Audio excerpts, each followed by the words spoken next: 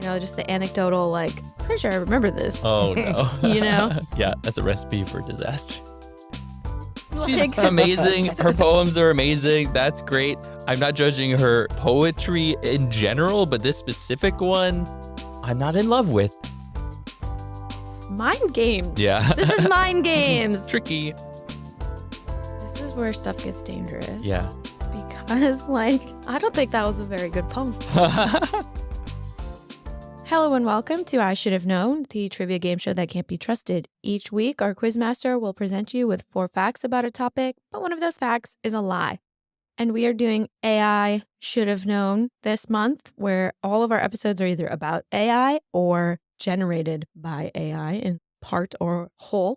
And today, our Quizmaster is Sups. Hey.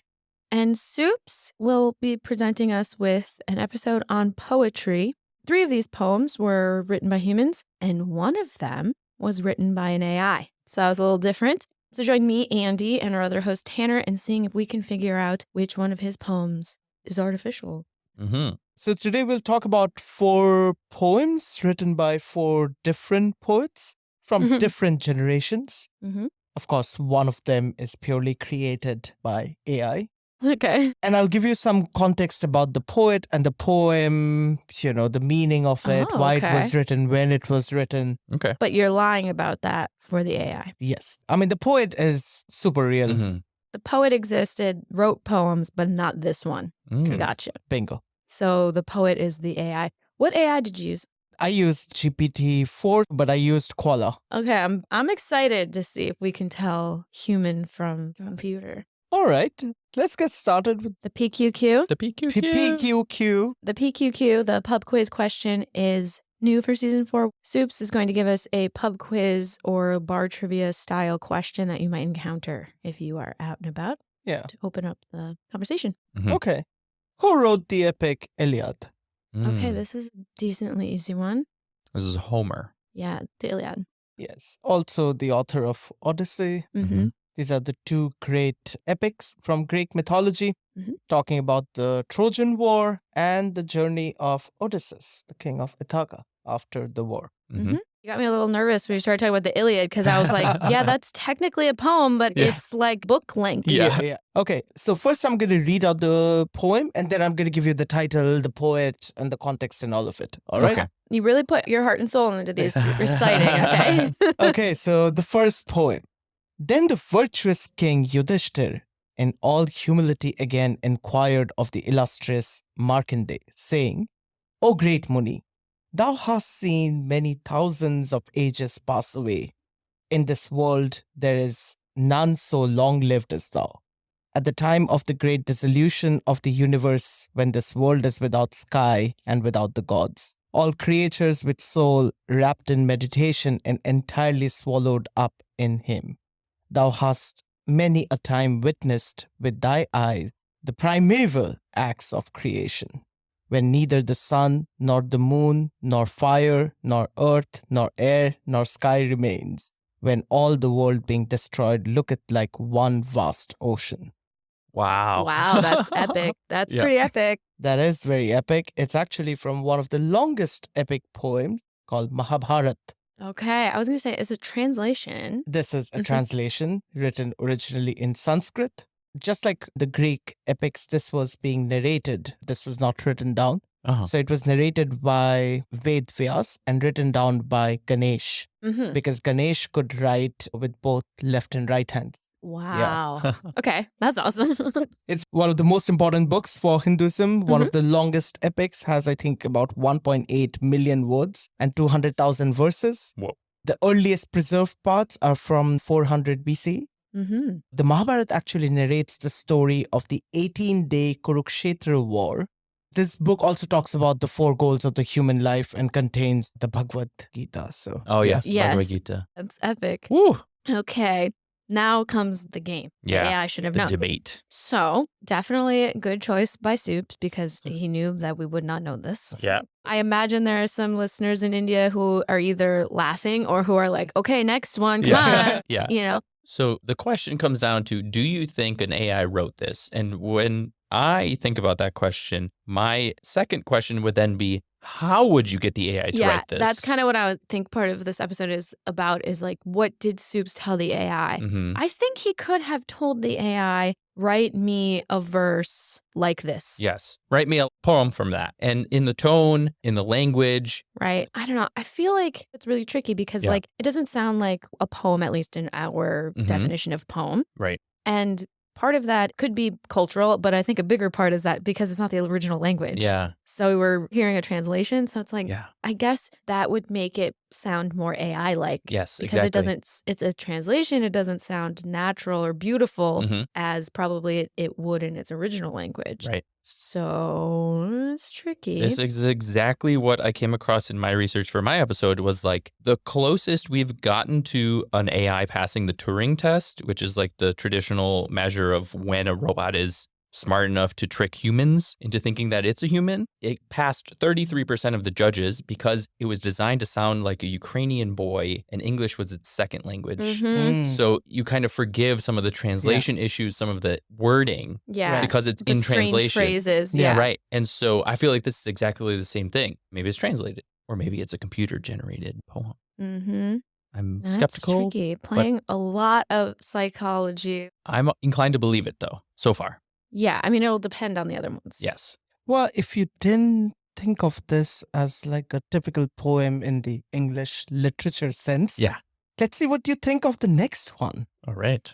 My mistress's eyes are nothing like the sun. Coral is far more red than her lips red. If snow be white, why then her breasts are dun. If hairs be wires, black wires grow on her head.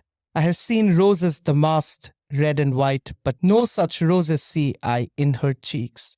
And in some perfumes is there more delight than in the breath that from my mistress reeks. I love to hear her speak, yet well I know that music hath a far more pleasing sound. I grant I never saw a goddess go, my mistress, when she walks, treads on the ground. And yet by heaven I think my love as rare as any she belied with false compare.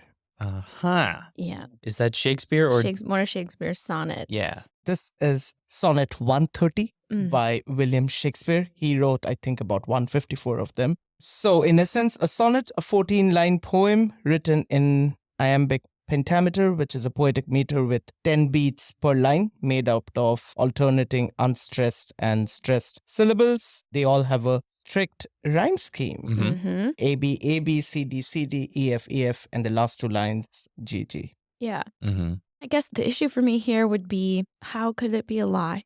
I mean, it seems very obvious to me that you would ask the AI, write me a sonnet like Shakespeare. Exactly. And then you'd have it give it out. Yep. I don't know if this would violate the rules of the game, though, because some of those lines felt very, at least some of the words were like, absolutely, that's the line. Hair like wires is a pretty famous metaphor that he used. And saying that she reeks. I feel like that's something I remember. So like, it's tricky. Yeah. It's hard to know like, how fake? Yeah, because I feel very confident that like I know a sonnet that does this where Shakespeare just basically like shits on his mistress about how ugly she is. Like he basically calls her ugly for like 4 lines. Yeah. And then he's like, no, but you'll get to live forever because of my sonnet. You know, people 400 years from now will still be talking about you.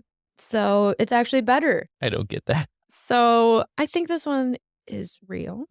Yeah, I think it's real because I'm pretty familiar with his sonnets and some lines, particularly in this sonnet. Yeah. Yeah. But that's always dangerous. Yeah. You know, just the anecdotal, like, pretty sure I remember this. Oh, no. You know? Yeah, that's a recipe for disaster. Yeah. I feel like I have to go back and count the meter and like. Was that A, B? Yeah. And count the rhyme scheme because I'm like, oh no, like it could just be a poem that the AI wrote to sound like Shakespeare. I mean, he wrote like hundreds of them. Yeah. But I could see it repeating some words and some things. But I feel like this one is the original, but it's mind games. Yeah. This is mind games. Tricky. Well, we're halfway through. Now let's take a leap all the way to the 1960s, 70s. Oh no, I'm afraid of the modern poems because modern poems are like anything goes. Yeah. In the echoes of a silent song, I stand unbroken, fierce, and strong. Through the winds of change I sway, yet rooted deep I'll find my way. With every step I claim my space, a tapestry of strength and grace. In the face of doubt, I still believe a legacy that I'll achieve. As the sun sets and shadows fall, I heed the call, my spirit tall. For within my heart a fire burns, and with each trial my soul returns. I rise, I soar, I'm unconfined, a beacon of hope for all mankind. Is it by Maya Angelou? Absolutely. Still I Rise by Maya Angelou, a key figure in American contemporary literature. She wrote over 167 poems through her lifetime. Still I Rise was published in 1978. This is where stuff gets dangerous. Yeah. Because, I don't think that was a very good poem. Was it too predictable? Yeah. Does the rhyming draw from it? This is my issue, and this is the problem, is that, I've played with chatbots. If you ask them to write a poem, it will always absolutely rhyme. And maybe I've just been listening to too many of them, so now everything that rhymes sounds like an AI wrote it. Yeah. So, I've read some of Maya Angelou's poems, and I feel like they were more complicated. They were more, the language was more poetic. Yeah. I mean, maybe this is one of her, easier ones. Very approachable. Yeah. But, he's lying about one of these. Right. This one to me is, because of that rhyme scheme, that makes it feel very, AI-esque. Yeah. I felt the same way when Soups was reading it. I felt like I could almost predict the next line, which to me sounds like a bad poem, but maybe that's a good poem. You feel it so deeply that you know what's coming next. It's also very dangerous if this really is Maya Angelou. Yeah. We were just on Maya Angelou. I mean, who am I to, you know what I mean? She's amazing. Her poems are amazing. That's great. I'm not judging her poetry in general, but this specific one, I'm not in love with. Yeah. And I feel like I remember a poem of hers being called Still I Rise. But you also could just ask the robot to write a poem similar to Maya Angelou's Still I Rise. Yep. And then it's oh, here's this line. It's very tricky about what the prompt was. Yeah. It's so dangerous. Yeah. I'm expecting more from her. Yeah, it was a bit underwhelming. So it makes me skeptical of it. Yeah. Well, let's move on to poem number 4. Yeah. And let's see. Did you think I was a city? Big enough for a weekend getaway. I'm the town surrounding it, the one you have never heard of, but always pass through. There are no neon lights here, no skyscrapers or statues. But there is thunder, for I make bridges tremble. I'm not street meat, I'm homemade jam, thick enough to cut the sweetest thing your lips will touch. I'm not police sirens, I'm the crackle of a fireplace. I'd burn you and you still couldn't take your eyes off me. Because I'd look so beautiful doing it, you'd blush. I'm not a hotel room, I'm home. I'm not the whiskey you want, I'm the water you need. Don't come here with expectations and try to make a vacation out of me. Wow, yep. Very famous poem written by Rupi Kaur from the book Milk and Honey. Okay. So Milk and Honey, her first book and probably the most famous, it's actually sold more than 11 million copies and surpassed Homer's Odyssey as the best-selling poetry of all time. Huh, wow. She started out on Instagram. She's of Indian descent, born in India, but grew up in the US. She's of Punjabi descent, and in Punjabi, there are no periods and there is no uppercase, lowercase. So you'd see all her poems, everything is in lowercase. Okay. And she doesn't use any punctuation other than just periods. Ah, it sounds so modern. Yeah. So Very different. modern. Yeah. It doesn't rhyme. It doesn't rhyme. So it sounds more poetic, which is kind of funny. Don't tell the AI that. Yeah. Well, that's kind of what I mean, though, is it always wants to rhyme. Yeah. I think, obviously, if you told it, write a poem like this person and their poetry doesn't rhyme, Right. then you probably could generate something. Right. Yeah. It doesn't sound robotic to me. It kind of has that vibe or sound of early versions of AI. Where did you get that? Yeah. Which, when a robot does it, you're kind of ugh. But when a human does it, you're kind of oh, it's a metaphor. Now it makes me think. Yeah. When it came up in this one, I'm not street meat. It kind of makes you what? That doesn't sound poetic. That sounds too vulgar. Yeah. It surprises you. Yeah. I can't imagine the robot coming up with that line. I'm not street meat, I'm homemade jam. That is good. Dang, robot. Yeah. That's a good line. That's a good line. Yeah. And the whole concept, even if you fed it, write me a poem like Rupi Kaur, that poem was so thematically cohesive that like that robot would have had to invent that theme and then also write the poem. Right. That seems human to me. Right. I was really banking on the fourth one sounding fake. Yeah. But maybe Soups came up with the theme and then asked it to do that. Right. Write me a poem like Rupi Kaur about comparing a person to a city. Yeah. So like, it's possible, I guess, but it's going to come down to Soups though. Right. That's ultimately the takeaway here. It's going to come down to the human involved. Right. That's what's funny. If Soups wrote a good prompt, then maybe he could get the computer to trick me. Right. I mean, it boils down to what you input, right? Yeah. The Right. output. Which is funny because then we're not exactly judging the computer. Yeah. We're kind of judging my you. prompt. Yeah, You're judging right? me Oh, now. yeah. That's funny. Yeah. I'm happy to be judged. Ultimately, we're going to have to guess which of those 4 poems actually were both Soups and AI invented. I'm going to say at this point, it's like, having heard them, I'm like, Soups gave that thing a pretty good prompt because it's actually pretty tricky. But before that, can you just remind us of what the 4 poems were? And then Tanner and I will guess which one we think is at least partially artificial. All right.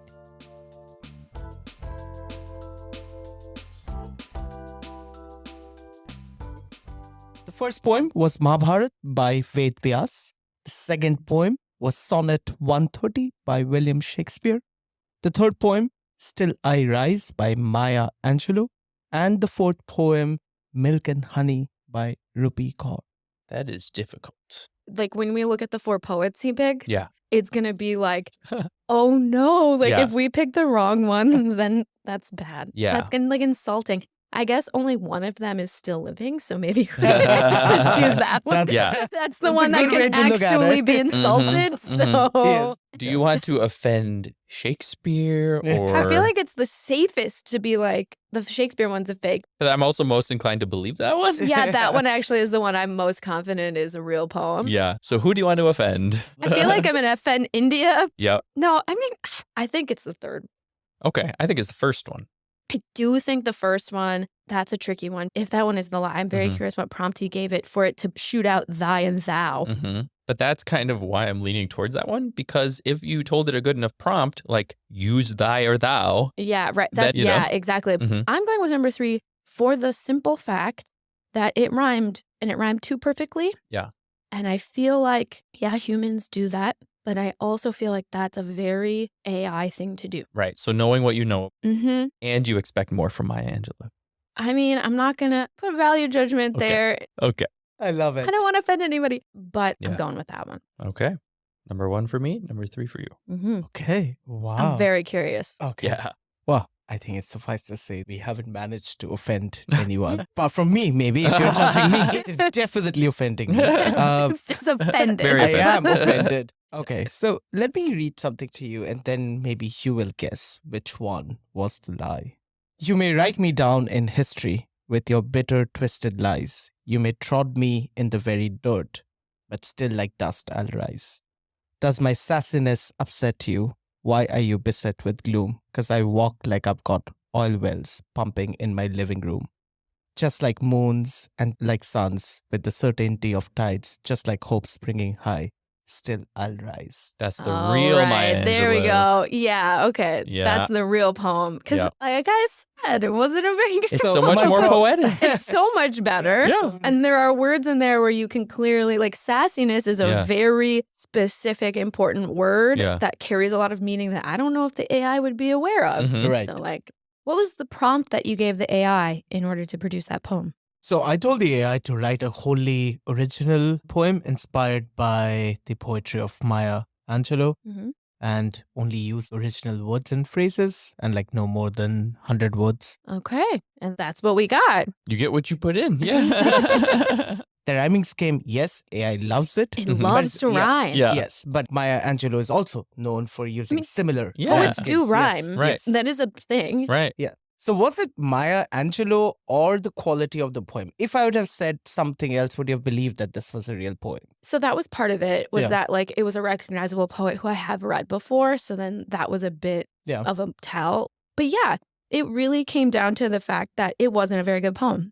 the poem is very serious. Yeah. And, we're talking about real, really important and serious topics. Mhm. And then you have a silly rhyme scheme. Yeah. I think a human would recognize that, like, if I rhyme too much or too obviously, it's Yeah. going to detract from what I'm actually saying. Exactly. So I'm not going to lie, I don't really remember much of what the words were themselves, Mhm. but I remember that rhyme scheme and being like, ugh. Yeah. And so it's interesting because that was the question we were investigating was Yes. like, can you tell the human poetry from I keep calling it a robot. I'm going to keep calling it a robot. The robot poetry. Yeah. And at least for this, I think you can. Yeah.